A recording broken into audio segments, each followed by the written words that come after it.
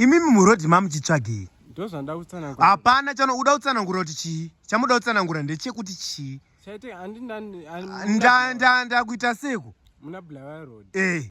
Sana ndakamira pakati peroad. Ndati pakati peroad muchitsvagei? Ndopa ndikuti bhazi parauya ndakamira pakati peroad. Saka maybe ratraya down ndinzvenga parapeuka. Kukunzveka imi pakati peroad mamuchitsvagei? Tinoziva kuti chamamuchita pakati peroad bhazi richiuya chii? Ndaenda kurimisa. Kurimisa kuti muite seko? Munomisa bhazi kuti muite seko? Ndachida kunamatira vanhu. Hakunamatira vanhu kuita seko? Izvezvi vanhu vafa izvezvi. Vamwe vari kutoenda kuzvipatara. Bhazi rabheuka iwe ungori pakati peroad. Unonamatira vanhu uri weiwo, uri mufundisi weiwe. Tikungoti tinongofamba tichinamatira vanhu. Saka izvezvi uchaita sei vanhu vabheuka? Vafa. Tungo ndawazorora murugare. Uri kuti chii? Ndawazorora murugare. Iwewe kaiwe. Uri muprofita wenhema iwe. Hausi kuramba kuita seko, hausi kuramba chii chausiri kuramba. Uri muprofita wenhema, waurayisa vanhu iwewe. Waurayisa vanhu.